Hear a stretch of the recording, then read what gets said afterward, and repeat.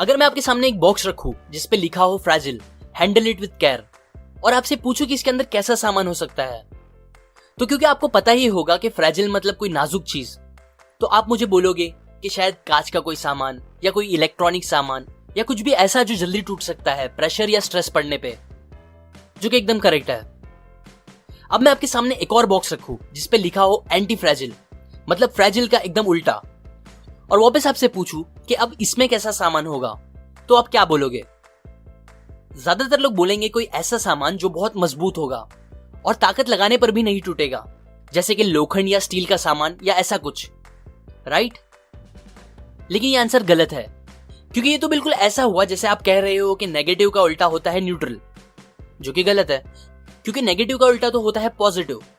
और सेम इसी तरह फ्रैजिल का उल्टा कोई ऐसा सामान नहीं होगा जो बहुत मजबूत हो और जो जल्दी या कभी टूटे ही ना, बल्कि वो ऐसा सामान होगा जिसे आप जितना तोड़ना चाहोगे, जितना आप उस पर प्रेशर या स्ट्रेस दोगे, वो उतना ज्यादा और मजबूत होता जाएगा।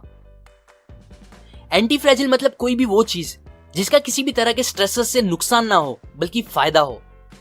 और इधर स्ट्रेसेस मतलब झटका, प्रेशर, बदलाव, परिवर्तन, stress, randomness, confusion, disorder, error, chaos, turmoil या कुछ भी ऐसा जो फ्रैजिल चीजों के लिए अच्छा नहीं होता। अब अगर आप सोच रहे हो कि ऐसी कौन सी चीजें होती है जो डिसऑर्डर, प्रेशर या ये सारे स्ट्रेसेस से खराब होने के बजाय और ग्रो करती है, तो इसका आंसर है आप खुद, या और प्रिसाइसली बोलूं तो हमारी ह्यूमन बॉडी। जब इंसान जिम जाता है तो वो क्या करता है? वो वहां अपनी बॉडी को प्रेशर, डिसऑर्डर और अलग अलग स्ट्रेसेस देता है, जिसकी वजह से कुछ टाइम बाद उसकी बॉडी और स्ट्रांग होती जाती है। और ऐसी ही बहुत सी चीजें हैं जो एंटी फ्रैजिल होती है, जैसे कि सारे biological species, ideas, politics, culture, system, evolution etcetera. मैं आपको ये सब बता रहा हूं क्योंकि ऑथर कहते हैं कि चीजों को और हमें खुद को अगर लाइफ में अच्छे से ग्रो होना है ताकि हमारा फायदा हो और हमें ट्रू सक्सेस मिले, तो उसके लिए हमारी लाइफ में स्ट्रेसेस का होना बहुत जरूरी है, क्योंकि ये स्ट्रेसेस ही है जो हमें एंटी फ्रैजिल बने रहने में हेल्प करेंगे और जिसके ना होने पर हम फ्रैजिल बनते जाएंगे। एग्जाम्पल, सोचो एक तरफ एक अमीर इंसान है जिसकी लाइफ में कोई स्ट्रेस या कोई प्रॉब्लम नहीं है, उसे कुछ काम नहीं करना पड़ता, वो बस दिन भर घर में बैठ के आराम से खाता पीता रहता है। दूसरी तरफ एक गरीब इंसान है जिसकी लाइफ मुश्किल है, जिसे मेंटल और फिजिकल स्ट्रेसेस मिलते रहते हैं और वो उन सबको पूरी हिम्मत के साथ हैंडल करता रहता है। तो अब आप बताओ, उन दोनों में से कौन सा इंसान मेंटली और फिजिकली ज्यादा स्ट्रांग होगा? ऑब्वियसली वो गरीब इंसान, क्योंकि उसने अपनी लाइफ के मुश्किल स्ट्रेसेस से डील किया होगा, जिसने उसे स्ट्रांग बना दिया होगा। इसी तरह आज हम देखते हैं कि गांव के लोग बूढ़े होने के बाद भी इतने मजबूत होते हैं, जबकि शहर के लोग जवानी में ही कमजोर होने लगते हैं। ये चीज हमें बताती है कि ज्यादा स्ट्रेसेस मतलब ज्यादा अच्छे लॉन्ग टर्म बेनिफिट्स। अब ये प्रिंसिपल लाइफ के दूसरे एरियाज और चीजों में भी काम करता है, जैसे कि मेडिकेशन में। हॉर्मेसिस एक मेडिकल प्रोसीजर है जिसमें पेशेंट को टॉक्सिक मटेरियल का एक छोटा सा डोज दिया जाता है, जिसका रिजल्ट ये होता है कि वो पेशेंट उस जहर से इम्यून हो जाता है। वैक्सीनेशन और एलर्जी की दवाइयां भी थोड़ा बहुत इसी प्रिंसिपल पे काम करती है। वैक्सीनेशन के लिए डॉक्टर्स हमारी बॉडी में उस बीमारी के थोड़े से पैथोजेंस इंजेक्ट करते हैं, जिससे हमारा इम्यून सिस्टम लड़ता है और फिर और स्ट्रांग बनके उस बीमारी से इम्यून हो जाता है। अब एक अलग पर्सपेक्टिव का एग्जांपल दूं तो वो बुक्स जिसे बैन कर दिया जाता है, लोगों को वो पढ़ने ज्यादा मन करता है, जिससे वो बुक्स नॉर्मल दूसरी बुक से ज्यादा हिट हो जाती है। ऐसी बहुत सी चीजें हैं जो हमें लगती है कि हमारा और दूसरी चीजों का नुकसान कर रही है, जबकि एक्चुअल में वही चीजें सबसे ज्यादा फायदा करती है। हमें ये तो समझ आ गया है कि स्ट्रेसेस हमारा फायदा करते हैं, लेकिन ये फायदा होने के लिए एक कंडीशन का होना बहुत इंपॉर्टेंट है, जो कि है रिकवरी टाइम। एग्जाम्पल, अगर हम जिम जाके अपनी लिमिट तक एक्सरसाइज करें और वापस आके आराम करें, तो हमारी बॉडी के मसल्स और फाइबर्स जो ब्रेक हुए होंगे एक्सरसाइज करने की वजह से, वो रिप्लेस हो जाएंगे नए और स्ट्रॉन्ग फाइबर्स से। लेकिन अगर हम अपनी बॉडी को बिना रिकवरी टाइम और आराम दिए लगातार एक्सरसाइज करते ही रहेंगे, तो ये चीज हमारी बॉडी को डैमेज कर देगी। इसी तरह कोई भी स्ट्रेसेस के बीच में हमें रिकवरी टाइम का मिलना बहुत जरूरी है। हमारी एक बहुत बड़ी प्रॉब्लम यह है कि हम सब आजकल एक बहुत ही फ्रेजाइल चीज के पीछे भाग रहे हैं, जिसे हम एक कंफर्टेबल लाइफ कहते हैं। हम चीजों को जितना हो सकता है उतना ज्यादा प्रेडिक्टेबल बनाने की कोशिश कर रहे हैं। मतलब हम चाहते हैं कि सब कुछ बस वैसा ही हो जैसा हम चाहते हैं। अब ये सोचना बिल्कुल ऐसा है जैसे कि ये चाहना कि साल के 12 महीने एकदम एक जैसे हो, ना ज्यादा ठंडी ना गर्मी, बस एक टेम्परेचर बिना कोई चेंजेस के साथ। अब ये सोचना बहुत स्टूपिड है, क्योंकि अगर ऐसा हो भी जाता है तो ये चीज से हमारा कुछ फायदा नहीं होगा, बल्कि हम लाइफ से एकदम बोर हो जाएंगे और हम इमोशनली भी एकदम फ्रेजाइल बन जाएंगे।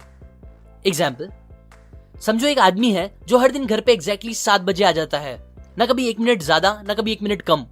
वो हमेशा इतना टाइम पे आता है कि घर वाले उसके आने को देखकर अपनी घड़ी तक सेट कर सकते हैं। अब अगर ऐसा इंसान एक दिन घर बस 10 मिनट भी लेट जाएगा तो ये बात पूरे घर वालों को 10 मिनट का हार्ट अटैक दे देगी। ऐसा होगा क्योंकि हम इंसान विदाउट सम रैंडमनेस कमजोर और फ्रेजाइल हो जाते हैं। ट्रैवलर्स लोग अपनी लाइफ इतनी एंजॉय क्यों करते हैं? क्योंकि उनकी लाइफ रैंडमनेस और स्ट्रेसेस से भरी होती है। उसी तरह जुआ खेलने वालों को भी इतना मजा आता है क्योंकि उन्हें ये नहीं पता होता कि आज उनके साथ क्या होगा, और ये अनप्रेडिक्टेबिलिटी उन्हें बहुत प्लेजर देती है। वैसे ही हमारी लाइफ में भी थोड़ी बहुत रैंडमनेस होनी ही चाहिए, वरना हम एक फ्रेजाइल रोबोट जैसे बन जाएंगे जिसे एक्चुअल में लाइफ क्या होती है ये पता ही नहीं होगा। एंटी फ्रेजिल ये प्रिंसिपल कॉन्फिडेंस के लिए भी अप्लाई होता है। मतलब आपके अंदर ट्रू कॉन्फिडेंस तब नहीं आएगा जब आपके साथ सब कुछ अच्छा या पॉजिटिव होगा, बल्कि आपके अंदर ट्रू कॉन्फिडेंस आएगा जब आपके साथ बार बार कुछ बुरा या नेगेटिव हो पर आपको उस बात से जरा भी फर्क ना पड़े। मुझे पता है हम सबको नेगेटिव एक्सपीरियंस जरा भी पसंद नहीं होते, पर एक्चुअल में नेगेटिव एक्सपीरियंस ही हमें ज्यादा ग्रो करते हैं।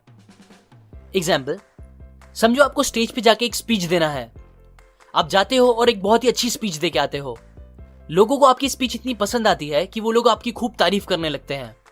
तब आपको भी लगने लगता है कि आपके अंदर कॉन्फिडेंस आ गया है, जो कि सही है, आपके अंदर कॉन्फिडेंस आया भी होगा, पर इसे ट्रू कॉन्फिडेंस नहीं बोलेंगे।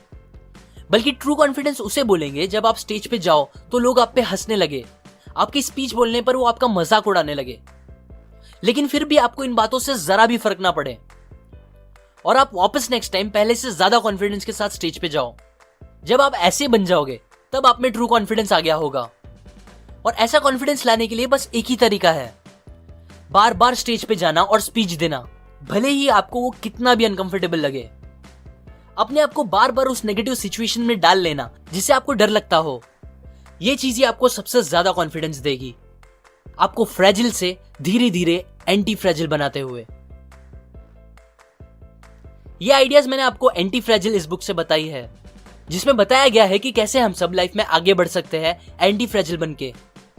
अगर आपको डिटेल में सारी इंटरेस्टिंग बातें सीखनी है तो आप डिस्क्रिप्शन में दिए हुए लिंक से जाके ये बुक खरीद सकते हो। और सबसे मेन बात, अगर आप मेरे वीडियोस को कभी मिस नहीं करना चाहते तो आप सेटिंग्स में जाके अपने नोटिफिकेशंस ऑन कर दे और फिर मेरे चैनल के होम पे जाके उधर बने बेल पे क्लिक कर दे।